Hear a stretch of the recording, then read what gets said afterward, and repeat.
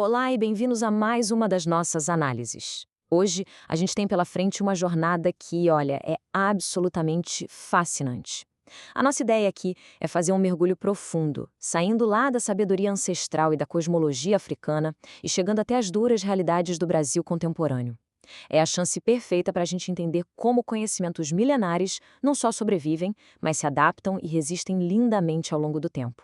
Então, vamos lá! Bom, para começar, a gente precisa olhar direto para esse baita paradoxo aqui. A Constituição de 1988 preza pela laicidade, pela pluralidade e pelo respeito à diversidade. Mas, apesar disso, vivencia-se um cenário de intolerância religiosa na sociedade brasileira. Pois é, no papel, temos uma garantia inegável de liberdade de crença, mas a realidade do dia a dia nas ruas, bem diferente. Para a gente sacar as raízes dessa contradição e a força imensa dessas culturas, o primeiro passo é entender a base de tudo isso. Parte 1. Liderança e sabedoria ancestral. Existe uma diferença muito interessante quando a gente estuda a estrutura das sociedades africanas clássicas. De um lado, a gente tem a figura do chefe. O chefe detém autoridade máxima, sim, mas não é só administração política, tá? Ele é um mediador literal entre o mundo dos vivos e os ancestrais.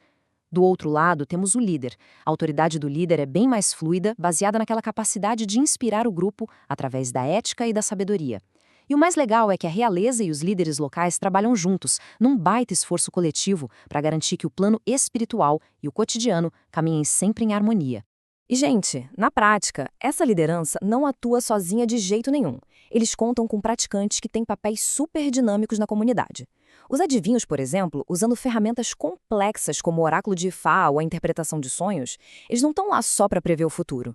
Eles são solucionadores de problemas. Eles resolvem conflitos práticos, guiam a escolha dos líderes e mantêm a ordem. E junto com eles, os curandeiros e sacerdotes entram em cena para restaurar o equilíbrio físico e espiritual. Quando o conhecimento comum do dia a dia encontra um limite, entra até a magia para controlar as forças da natureza. Eles são a espinha dorsal de toda a organização social. Parte 2. Ritos e a coesão social. E tudo isso que a gente acabou de ver ilustra perfeitamente como a sociologia clássica enxerga o tema. Para Emily Durkheim, os ritos são práticas simbólicas e repetitivas que associam o sagrado e o profano, reforçando o pertencimento e a solidariedade social. Ou seja, não são meras encenações vazias. É o rito que cria o verdadeiro tecido da sociedade, fazendo com que o indivíduo olhe ao redor e sinta que faz parte de algo muito maior, algo coletivo e completamente inquebrável. E como isso funciona no detalhe? O antropólogo Victor Turner divide o rito de passagem em 3 etapas cruciais: separação, liminaridade e reintegração. Primeiro, a separação, onde a pessoa ou o grupo sai do seu estado cotidiano. Depois, a liminaridade, que é aquela zona de transição incrível, um momento indefinido onde a transformação real acontece. E por último, a reintegração, o retorno para a comunidade com um novo status. É um processo que não só resolve as crises pessoais, mas garante que a comunidade inteira sobreviva junta e unida durante as mudanças mais turbulentas. Parte 3. Medicina da terra e cura. Agora, pensem nessa conexão profunda com a natureza.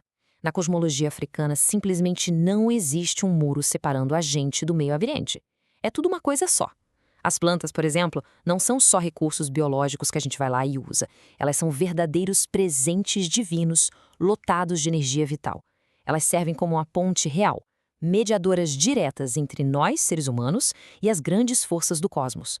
E a aplicação disso é super precisa.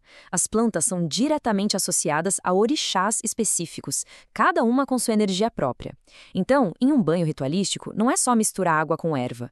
Existem cânticos, orações, intenções claras. Porque a verdadeira cura, aqui, exige um remédio físico junto com o alinhamento espiritual, o nosso famoso axé. E no detalhe monumental. Esse oceano de conhecimento botânico e espiritual é passado de geração em geração de forma oral, pelas grandes sacerdotisas e sacerdotes, as Yalorixás e os Babalorixás. Parte 4. Corpo, cores e identidade. E toda essa visão de mundo transborda para o visual de uma forma linda. As cores representam divindades específicas, etnias e forças da natureza. Elas transmitem mensagens poderosas de paz, de força, de sabedoria. São fundamentais para afastar energias negativas naqueles rituais que a gente mencionou e marcam as grandes transições da vida.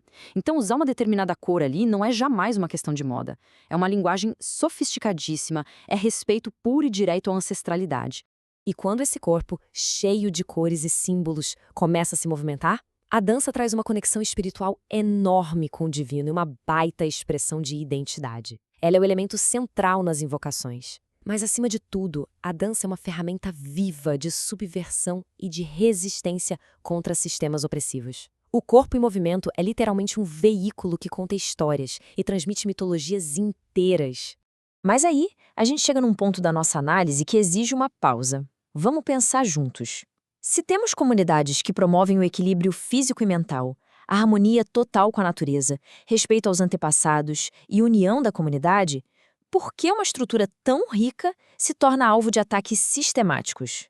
Parte 5. Racismo religioso no Brasil. Lembra do paradoxo que a gente falou lá no comecinho? A Constituição brasileira garante expressamente o Estado laico, valoriza a pluralidade e respeita os direitos humanos.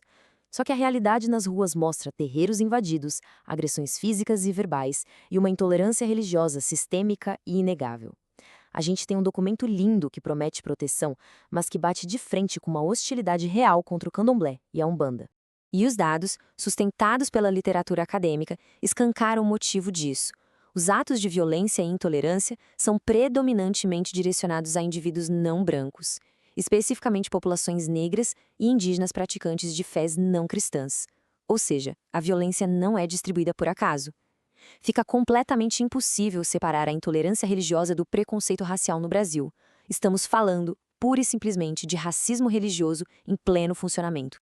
Parte 6. Democracia restrita e resistência. Para entender como isso acontece, a gente recorre à teoria do grande sociólogo Florestan e Fernandes e ao conceito de democracia restrita. A ideia aqui é que a democracia no Brasil se expressa de maneira restrita a frações burguesas, privando sistematicamente da liberdade os despossuídos, que são majoritariamente não brancos. Basicamente, as regras do jogo não valem para todo mundo. As barreiras estruturais deixam as garantias constitucionais bloqueadas por uma parcela gigantesca da população. Diante de um sistema tão exclusivo, preservar essas práticas espirituais e tradições orais é um método direto de combater o apagamento histórico dos saberes africanos. Quando o sistema tenta silenciar, o simples fato de manter um terreiro aberto, de cantar na própria língua, de reverenciar os orixás, tudo isso ganha uma força absurda. Deixa de ser apenas religião e passa a ser uma manifestação contínua, teimosa e belíssima de resistência cultural. O que deixa a gente com uma pergunta final fortíssima para encerrar a análise de hoje. Como uma sociedade pode verdadeiramente alcançar o ideal constitucional de pluralidade se os próprios mecanismos da sua democracia permanecem restritos? É algo profundo para se pensar. A gente precisa repensar essas engrenagens estruturais para garantir que a liberdade não seja só uma palavra no papel, mas um fato seguro e real para todas as matrizes culturais. Muito obrigado por acompanhar mais essa explicação com a gente, um grande abraço e até a próxima investigação.